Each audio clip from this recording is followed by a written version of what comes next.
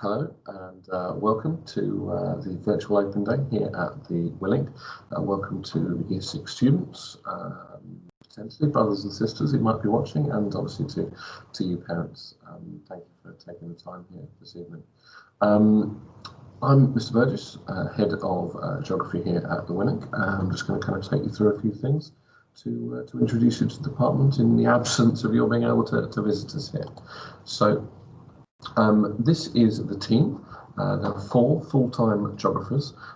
Myself, as I say, Mr. Burgess, we have Mr. Fraser, Mrs. Hurd, and Mrs. Starkey, all experienced heads of department, and have all taught to A-level, and all teach very, very engaging and interactive lessons. And it's something we pride ourselves on in the department, being obviously benefit of geography as a subject, but the nature of the material, but really, really engaging, interactive lessons. Slightly curtailed under COVID, unfortunately, but yeah, lots of really interesting things that we do in lessons that you will discover if you choose to attend here as a Year 7. We have 3 fully resourced classrooms dedicated to geography. This is G1, the classroom I'm currently sitting and recording this from. Various displays, keywords all around the room, computers to utilise, and we do have the benefit of being able to access outdoors very quickly, but unfortunately there's some building work going on at the moment. So that's G1, my classroom. This is G2. Mrs. Starkey primarily teaches. You can see some of the COVID measures, unfortunately, in the room there, like the cleaning stuff and the tape. But again, a well-resourced room with lots of kind of interactive and interesting displays for the students to be engaged with. And G3, which is kind of broadly shared between Mrs. Hurd and Mr. Fraser. All 3 rooms have their own storage areas, so we have a good deal of fieldwork equipment that we utilise for our various trips and so on. I'll come to those a little bit later, but we really, as I say, pride ourselves in being interactive both in the classroom and outside, and so we have lots of resources to be able to use. Worth mentioning GCSE results, because while you're certainly as young people thinking about kind of the short term and where do we select the school, the reason you select the school is because of what you can ultimately attain here in the long term. And in geography we pride ourselves on a really strong set of improving results. New GCSEs with lots of changes, we still achieved 30% at 9 to 7. This was the change to the new grading system, and 64% as a pass at 9 to 4. Improvement to 75%, and again with kind of 30% pass rate there right at the top. With our centre assessed grades this year, our predictions, which is what we've ultimately gone for with some modification and moderation and so on, gave us a really astounding 50% of our students. That's where they were working towards, and that's the grades that we awarded them, and 93% as 9 to 4s. So you really can see the strengths of the various teachers that we have, myself included, teaching the GCSE. As a Year 6, some of you may not have done a great deal of geography until now, until you reach here. You might have done a few bits and pieces, but in particular we look to try to understand where you have been, what you have done previously. And so we begin with geographical skills, which is kind of addressing some real fundamentals, and sort of we kind of all get towards the same starting point there in Year 7.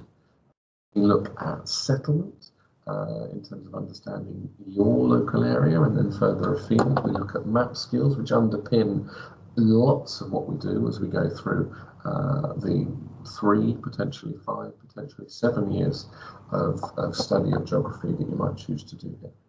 We look at population. We're talking about you understanding the world. That's a really critical part.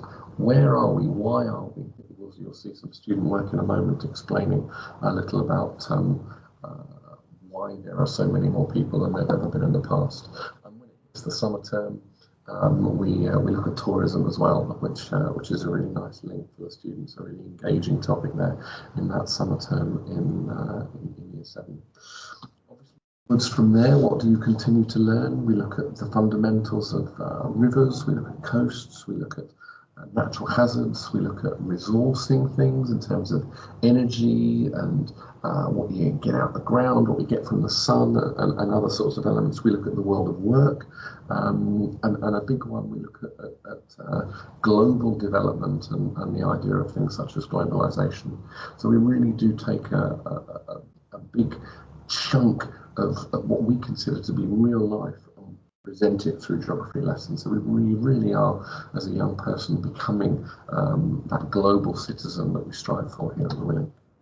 Some examples of some student work. This is some work from settlement. Obviously, feel free to kind of pause this and look at it in a little more detail if you'd like to. But you have some student work there. Again, a little more on the settlement stuff from back in January of the year last. This is some stuff, as I mentioned. Why are there so many more people? Food production, much better. Public health, and our conquest against disease mean that people survive much more than they have done in the past.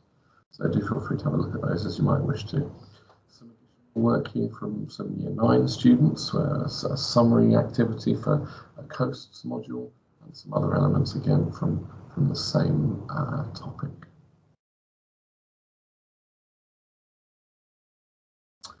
Last couple here are from Key Stage 4, so from Year 11, where you can start to see, hopefully from 7 to 9, through to hear the nature of the progress that students make, the nature of how they work and what they do to really develop their understanding and to see the progress that they make in terms of their learning. You have a little bit more there. Again, this is rivers elements that they study in Year 11. Right. So as I said, do feel free to pause and have a look at those if you might wish to. To finish off, some kind of frequently asked questions, the sorts of things that might be asked of myself and my colleagues were we to be here in the department today rather than doing it in this format. Geography is not a set subject in the sense that you would be in with your peers and with your tutor group. That's the same Year 7 through to GCSE. So you work with your peers, mixed groups, and we think that really enables us to encourage positive conversations, to look at the nature of where we have all come from, because as a form you build up really strong relationships. And it is important to experience all sorts of different things from mixed abilities. Alongside that, therefore, the nature of how we support students as they're not settled. We look at making sure that we're really strong on our keywords and the things, the fundamentals that mean that you can understand and access the work. And at the same time, what we do to push those students that are the most able, looking at extension resources, what we like to refer to often as challenge activities, things that are a little more open-ended that allow you to take the knowledge you've just learned and to go somewhere with it, somewhere really significant. Assessments, you do presentations, exam papers, decision-making exercises, group work, individual, prose, all sorts of different things. And we really feel that allows students to express themselves in lots of different ways. We obviously pride ourselves on what we as geography offer. Some examples here from a photography competition that we ran post-Iceland, which is a trip that we run in October half terms every 2 years. Some amazing photographs from the young people that we took along with us. We also run trips to the Gower, to South Wales. We run trips to London. We go to the coast. We go to the Jurassic Coast in particular with the sixth form. We have a trip in the works potentially for Naples to link with history and to go and see Herculaneum and Pompeii, Vesuvius, and potentially onwards to Capri and Sorrento and the like. So we really think that what we in geography offer, particularly at the Willink, that kind of global outlook, this is a really powerful tool. And that's that final part. Why is it that we select geography? What do you really get from it? Well, it allows you to understand the world that you live in, and to really start to engage in understanding why things are the way that they are. So I thank you very much for your time, and encourage you to spend some time perusing the various other department resources that have been prepared. Thank you very much for your time.